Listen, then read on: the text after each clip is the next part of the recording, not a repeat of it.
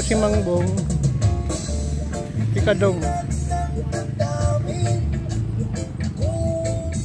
Ito update sa fish pan.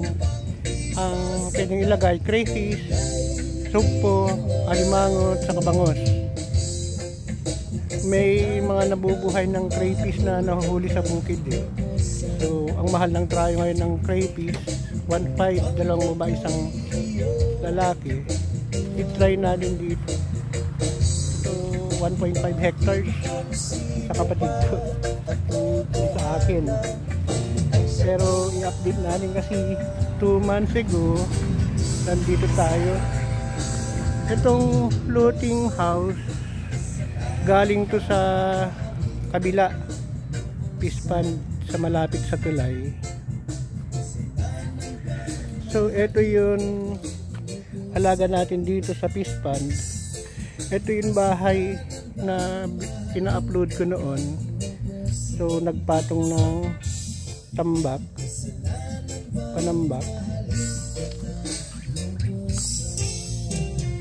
Ang taas, pero inabot pa rin. Mangbong, inabot to ng ano?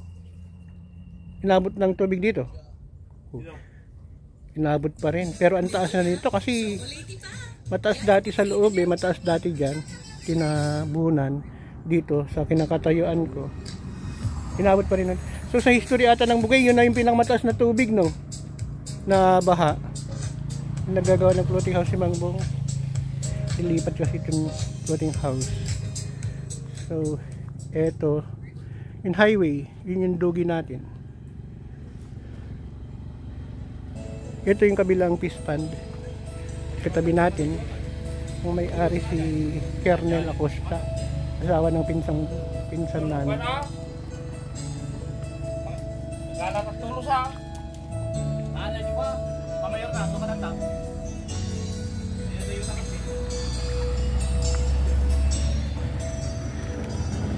So kulab ba ng tawag nito sa amin, no?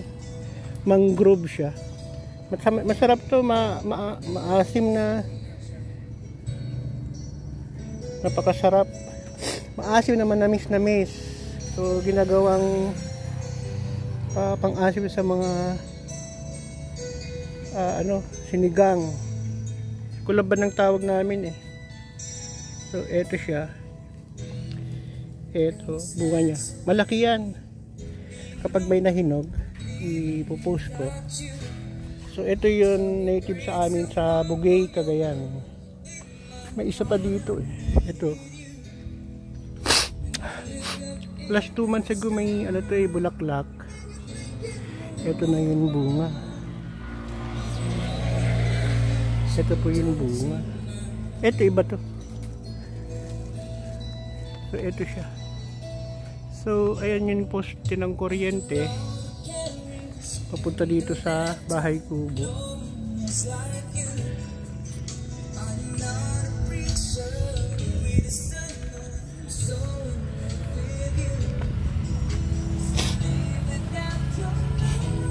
So eto, tatambak sila, tapos inaayos yung yung floating house. Kalilipat lang to eh.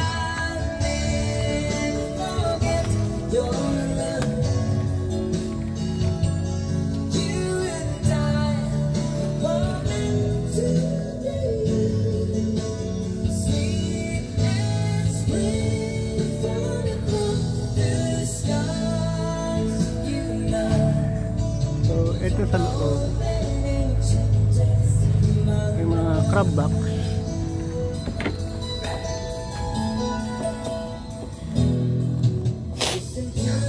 Sinisipon tayo ah. So pinalibutan temporarily ng net. Gabi daw nang nilagayan kasi sunod-sunod na ulan kay Goring. Yun na malakas kay Goring, tubig, napakataas yung tubig. So lahat ng mga fish pond sa amin, karamihan lumubog. Ayun, pumunta si Kadong doon. So yan sila kumukuha ng lupa. Punta tayo doon.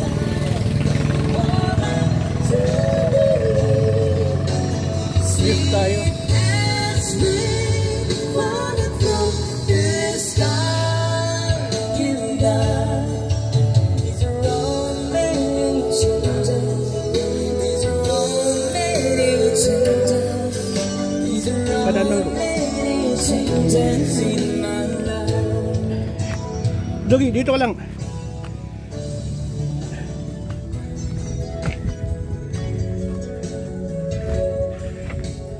Punta tayo dun sa tinatambangan nila.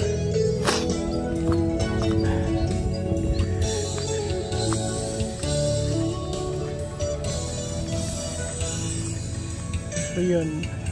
Yan ang isang ano 70 meters yung net na yan. Ay 90. Hindi ko alam kung 90 or 70. Ang alam ko 90 meters eh. So maiksi lang pala. Malaki pala yung fish pond dito.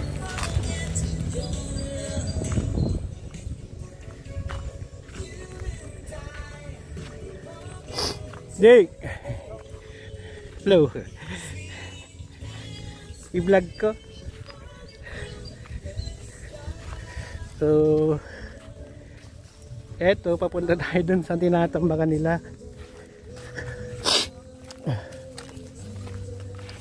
Ito yung mga sinasabi kong nyog na tanim ko dati nung buhay pa yung father ko.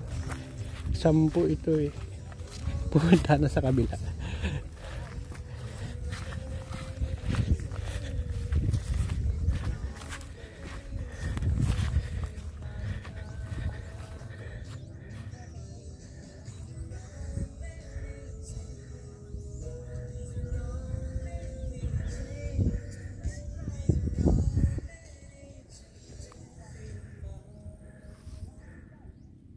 Dito nalunod yung father ko.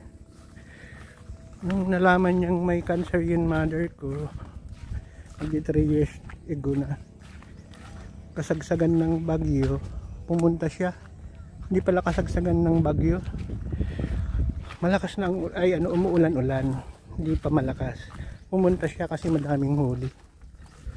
Tapos nung papunta sa chemotherapy yung mother ko sa Tuguegarao. Wait! Si Mang Jerby, nung kasagsagan ng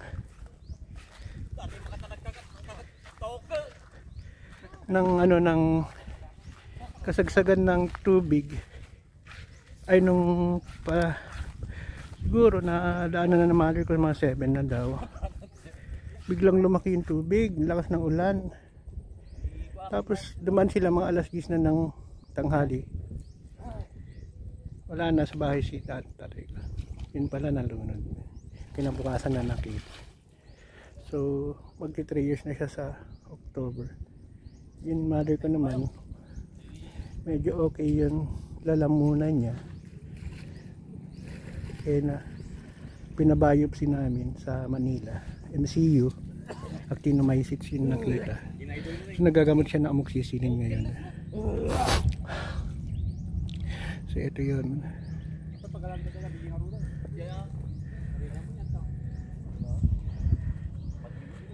So ito yung fish pond ng kapatid ko. Kadong ang Jerby, hinagan na ni Pascual Kamsadariel. Ayan, talawag niya.